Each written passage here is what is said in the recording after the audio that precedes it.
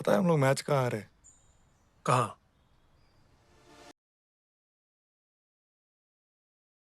अब तो कोई डिबेट भी नहीं रहा। मतलब हर एक मैनचेस्टर यूनाइटेड फैन को आज मेरे ख्याल से वो चीज़ पता चल गया है कि Andre Onana is the worst goalkeeper of Manchester United ever.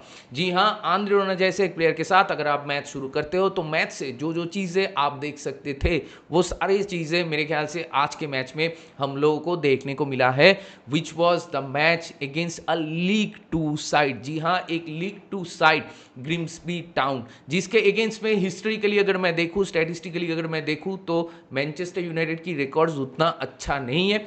लेकिन ईएफएल कप की अगर पहले राउंड्स की मैं बात करूं तो वहां पे अगर कोई लोअर डिवीजन टीम के साथ हम लोग खेलते थे तो हम लोग का विनिंग ट्रैक रिकॉर्ड 100% था आज से पहले। लेकिन रूबन अमरीम के अंडर जितने भी सारे रिकॉर्ड्स हम लोग कर रहे हैं, सारे नेगेटिव रिकॉर्ड्स ही मोस्ट ऑफ द टाइम्स हम लोग क्रिएट कर रहे हैं, which is little bit concerning, obvious ही बात है। लेकिन आंद्रे ओनाना जैसे प्लेयर के साथ अगर आप खेलोगे तो आप इससे बेहतर और क्या एक्सपेक्ट कर सकते हो। लेकिन लेट्स नॉट फॉरगेट कि आंद्रे ओनाना पहले हाफ में जो 2 ब्लंडर्स किए थे उसके बदौलत हम लोग तो 2-0 डाउन थे मैच में, लेकिन जो फुटबॉल हम लोगों को देखने को मिला है पहले हाफ में, that is really really concerning. लेकिन ज़्यादा क्रिटिसाइज करने की ज़रूरत नहीं है क्योंकि at the end of the day it is a Carabao Cup match which was the first round. और मेरे ख्याल से यहाँ पे एक चीज़ समझने वाली बात है, वो ये कि मैनचेस्टर यूनाइटेड पहले हाफ में जो टीम सिलेक्शन हुआ था वहां पे there was no Bruno Fernandes, वहां पे फेडरिक्सन एंड एडन हेवन ये दोनों के साथ हैरी मैगवायर बैक थ्री में शुरू किए थे। तो obviously we lacking that ball playing ability in those defenders, वो तो एक रीज़न है। और दूसरी बात, मेरे ख्याल से जितने भी सारे लोग अब तक ब्रूनो फर्नांडिस आउट या ब्रूनो फर्नांडिस को बेच दो ये सारे बातें कह रहे थे, मेरे ख्याल से उनको पता चल गया है आज के मैच में कि अगर ब्रूनो के साथ हम लोग मैच शुरू नहीं करते हैं तो हम लोग कैसे मैच खेल सकते हैं।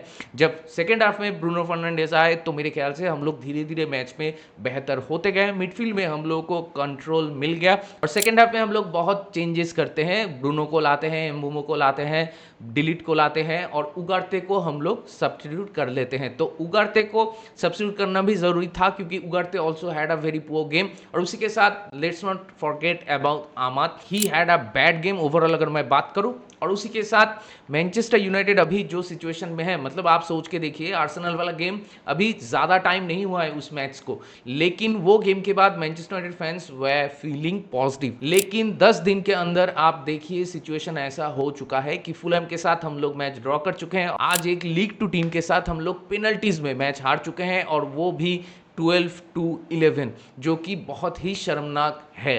तो इसीलिए ये सिचुएशन जो अभी हम लोग हैं यहाँ पे चारों तरफ बहुत ज़्यादा नेगेटिविटी होगा और नेगेटिविटी है। और उसी के साथ सोशल मीडिया में फुलहैम वाला मैच के बाद से ही a certain group of people already started Amorim out shout, और अभी तो मेरे ख्याल से ये चीज़ और भी ज़्यादा बढ़ जाएगा क्योंकि आज का मैच ये जो एजेंडा है अमरीम आउट, वहां पे मेरे ख्याल से प्रॉपरली घी डालने का काम कर चुका है। और मैनचेस्टर यूनाइटेड फैंस जो कि कुछ हफ्ते पहले भी there were lot of positivities to look about, वहां से हम लोग एक नया लो हिट कर चुके हैं। जी हाँ, लास्ट सीजन में 15th में फिनिश करने के बाद भी हम लोग सोच रहे थे कि इससे घटिया और क्या हो सकता है, and guess what, we hit a new low in tonight's game. जी हाँ, एक लीग टू टीम के अगेंस्ट में अगर आप ऐसे फुटबॉल खेलते हो तो इट इज़ नो वंडर कि इससे पहले, मैच से पहले प्रेस कॉन्फ्रेंस में जब रूबन अमरीम ने कहा था कि we are not there to compete in UCL games, एकदम ही सही कहा था। मतलब अगर उस तरीके से देखा जाए तो we are currently at EFL championships level. जी हाँ, इंग्लिश में लीग में तो मैच हम लोग जीत ही नहीं पा रहे हैं, मतलब बैक टू बैक मैचेस अभी तक हम लोग नहीं जीत पा रहे हैं। मुझे मालूम है परफॉर्मेंस इंपॉर्टेंट है, लेकिन बहुत जल्दी अगर रिजल्ट्स हम लोग के फेवर में नहीं आते हैं तो अमरीम के ऊपर प्रेशर और भी बिल्डअप होगा। और इंटा इंग्लिश मीडिया ऑलरेडी ये जो एजेंडा है अमरीम आउट वाला या फिर मैनेजर के ऊपर इंटर रिस्पॉन्सिबिलिटी डाल दो, ये चीज़ ऑलरेडी शुरू हो चुका है। तो इसीलिए बर्नले के साथ अभी तो मस्ट विन गेम है, और उसके बाद लेट्स नॉट फॉरगेट कि they are big matches against Manchester City and Chelsea, और उसके बाद लिवरपूल के साथ भी मैच है। तो एक चीज़ मेरे ख्याल से हर एक मैनचेस्टर यूनाइटेड फैन को याद रखना होगा कि एक नया मैनचेस्टर यूनाइटेड टीम है जहां पे सिर्फ 3 प्लेयर जो है वो अमोरिम के साइनिंग्स है अभी तक, और उसके साथ ये टीम अभी उस स्टेट में है जहां पे टीम के अंदर फाइन ट्यूनिंग नहीं है। तो it will take time to get there, और इसी के साथ ये टीम चीखते हुए चिल्लाते हुए हर एक गेम में 2 बातें कह रहा है। पहला कि we need a new midfielder in our team, और उसी के साथ दूसरा we need a new goalkeeper. तो हम लोग शॉन लेमंस को तो ला रहे हैं, तो मुझे नहीं पता कि वो मैनचेस्टर यूनाइटेड में आने के बाद ये प्रेशर कैसे हैंडल कर पाएगा। Let's not forget he is a young goalkeeper, और उसी के साथ अगर वो ये प्रेशर हैंडल नहीं कर पाता है तो मेरे ख्याल से टॉम हिटन को हम लोग को शुरू करना चाहिए in each and every game going forward, क्योंकि टॉम हिटन मेरे ख्याल से एक डिसेंट सा गोलकीपर है, और प्री सीजन में जब वो उसको हम लोग खेलते हुए देखे हैं तो ही had a good match in each time he featured. तो इसीलिए आंद्रे ओनाना या फिर बायंदीर के साथ अगर हम लोग मैच शुरू करते हैं, मैच में अगर हम लोग अच्छा करते भी हैं, लेकिन there will be a chance always कि वो लोगों के एंड से अगर कोई गलती हो जाता है तो मैच से हम लोग हाथ धो बैठेंगे। तो इसीलिए गोइंग फॉरवर्ड वो रिस्क मुझे नहीं लगता कि रूबेन अमोरिम को लेना चाहिए। और अभी जो रॉक बॉटम में हैं हम लोग, तो यहाँ से कैसे हम लोग सीजन में टर्न अराउंड करेंगे वो मुझे बिल्कुल ही पता नहीं। तो रूबेन अमोरिम कैसे ये सिचुएशन से हम लोग को बाहर निकालेंगे वो देखने वाली बात होगी। और उसी के साथ अगर रूबेन अमोरिम ये सिचुएशन से हम लोग को बाहर नहीं निकाल पाते हैं तो मुझे नहीं लगता कि Manchester United fans and inter British media will give him that time. और भी ज़्यादा प्रेशर बिल्डअप होगा, और बहुत सारे फैंस जो अभी स्टिल रूबेन अमोरिम को सपोर्ट कर रहे हैं वो लोग भी रूबेन अमोरिम आउट मतलब टीम में शामिल हो जाएंगे। और उसी के साथ अगर हम लोग फिर से ये मैनेजर को निकाल देते हैं तो फिर से हम लोग वो विशियस साइकिल की जो हम लोग बात करते हैं अक्सर, उस फेज में फिर से फंस जाएंगे। कोई भी टीम को अगर सस्टेनेबल बनाना है, और English Premier League let's not forget it is the toughest league in this world, तो इंग्लिश प्रीमियर लीग में अगर वो कंसिस्टेंसी मैनचेस्टर यूनाइटेड जैसे एक टीम से देखना चाहिए तो वहाँ पे रिच करने के लिए मैनेजर को इंटायरली बैक करना होगा, और उसी के साथ मैनेजर को वो हर एक प्लेयर देना होगा जो उस मैनेजर को चाहिए to build this team around.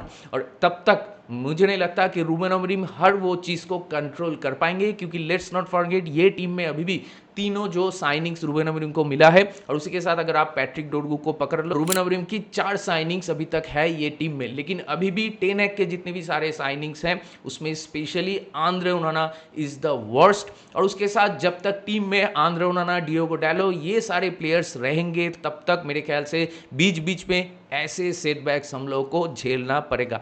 मतलब it was a utter humiliation, it was मतलब जो भी वर्ड आप यूज़ कर रहे हैं, जो भी एडजेक्टिव यूज़ करना है आप कर लो, बेइज्जती की भी हद होती है। लेकिन ये मैच में जिस मैनर से हम लोग हारे हैं, मतलब कोई भी पेनल्टी सेव नहीं कर पा रहे हैं।